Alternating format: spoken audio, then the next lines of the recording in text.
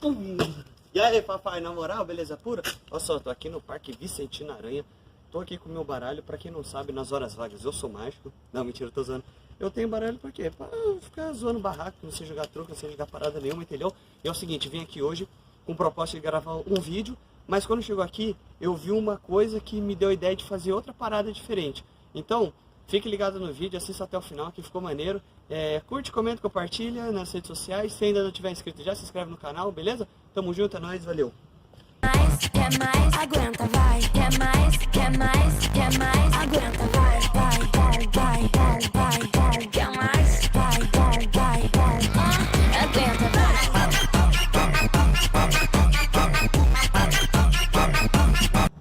Agora sim. Então, como dito anteriormente, eu vim aqui no Parque Vicentina Aranha fazer o quê?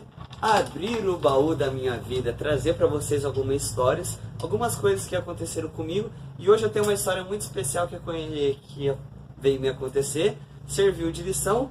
E graças a alguns objetos que eu trouxe aqui, eu vou ilustrar essa história. Então tudo começou quando eu e meu corpo, certo? Eu e meu corpo, nós estávamos perdidos na noite. E eu sempre fui aquele cara muito travesso, aprontava muito desde moleque. Aí certa vez eu percebi que quem tem que mudar sou eu. Entendeu? Eu tava bolado, tava fazendo muita coisa. Minha mãe começou a ficar bolada, sabe? E era muito encrenca, eu dava muita dor de cabeça. E de mãe para filho, ela começou a transmitir para mim uma mensagem que marcou minha vida. Porque aos poucos eu virei um headman. Porque eu tava apanhando tanto, ficando tão marcado. Inclusive a camisa vermelha não quer dizer nada, viu? Acabou que coincidiu. E eu apanhava muito.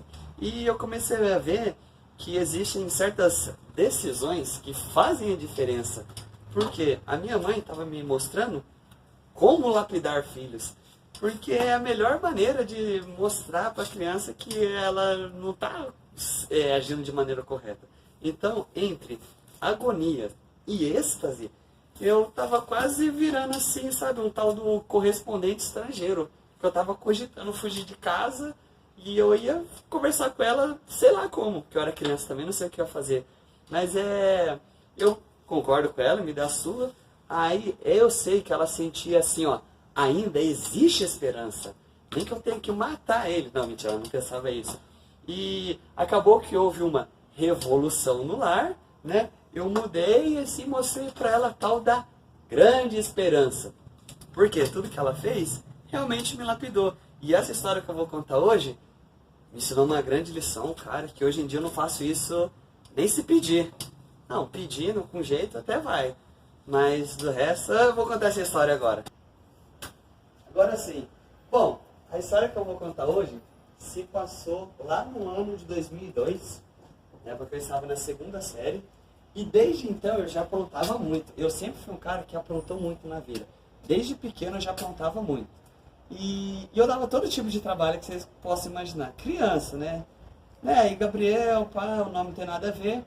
Aí o que aconteceu? Nessa época, eu estudava na escola... Eita! Vou de novo, hein? Aqui Vicentina Aranha, né? Vestido escuro, sanatório, sei lá, tá vendo, né? Aí nessa época...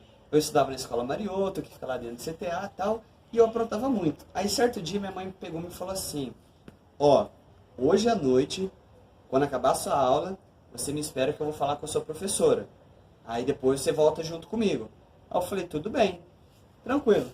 Cara, fui pra escola, beleza, só que nesse dia eu não sei o que me aconteceu, cara. E eu esqueci completamente que ela ia na minha escola falar com a minha professora. Bom, aí a aula começou, o dia foi passando e não sei o que deu na minha cabeça que de repente eu simplesmente saí da minha carteira, cheguei na colega que estava assim ao lado e eu fiz um gesto obsceno, né? Assim, eu abaixei minha calça e fiz o que eu não devia ter feito. E só que nessa infelicidade a professora viu também. Só que ela não falou nada, ela viu, aí eu fiz o que tinha que fazer, não sei por que eu fiz aquilo. Eu guardei de volta e voltei para o meu lugar. E fiquei tranquilo, continuei copiando a matéria. E o dia passou como se nada tivesse acontecido. Aos poucos, foi chegando a hora de ir embora. A galera começou a guardar o material. Eu, beleza, coloquei minhas coisas. Meti a mochilinha nas costas. E fui em direção ao portão. No que eu caminhei em direção ao portão, eu dei de cara com a minha mãe entrando. Quando eu olhei, na hora eu lembrei o que tinha me acontecido, o que eu tinha feito. Sabe, passou um filme na minha cabeça, igual eu já escutei falar que quando a gente morre, a gente caminha ao lado de um rio, que vai passando assim todas as cenas da nossa vida, tudo que já aconteceu. E naquele momento era o que eu via. Só que a água que escorria no chão não era o rio da minha vida, era a minha urina, porque eu já estava me mijando e me cagando todo porque eu sabia que eu ia morrer naquela noite. Gente do céu, quando eu vi aquela mulher na porta da escola, eu pensei, morri, acabou a minha vida. Ela falou assim, vamos lá falar com a sua professora. E a minha vontade naquela hora era simplesmente fazer, sabe o quê?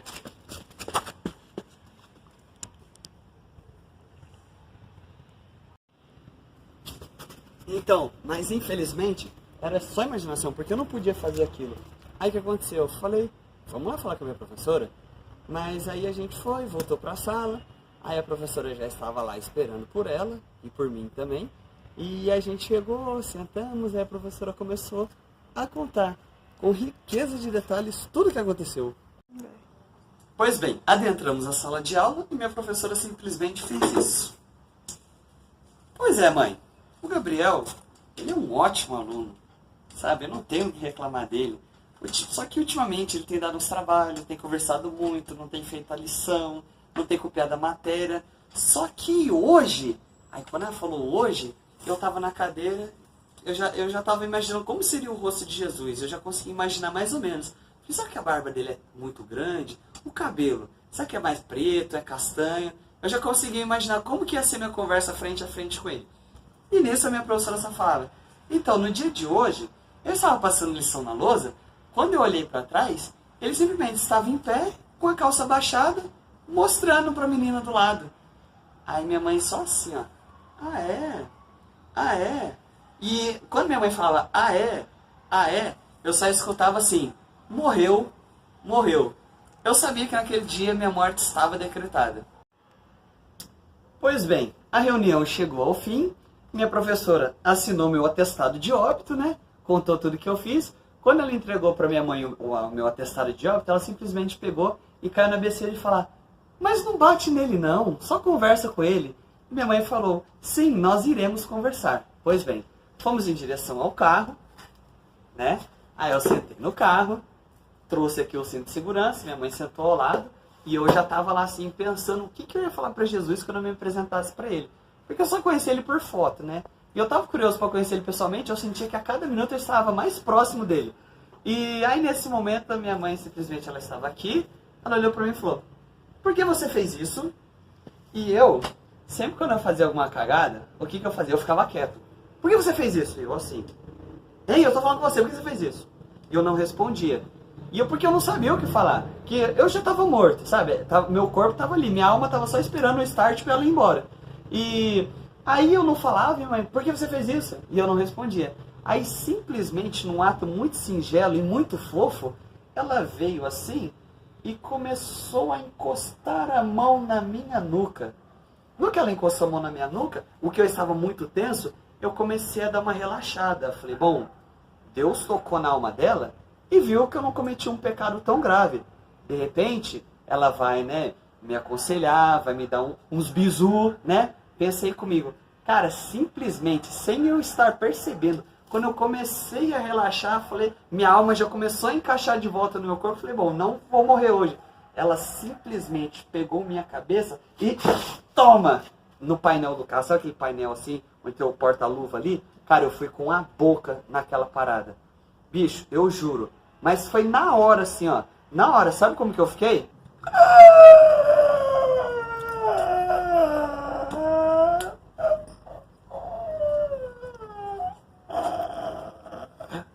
Bicho, a parada inchou na hora. Eu chorando, eu fiquei igual aquela mulher lá do Invocação do Mal, sabe a mãe das meninas lá que o diabo sai dela, aquela fica...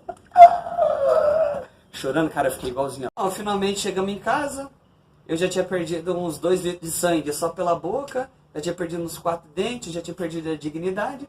A gente chegou em casa, aí fomos o quê? Fomos sentar, conversar, né, esclarecer, eu tentar explicar, não.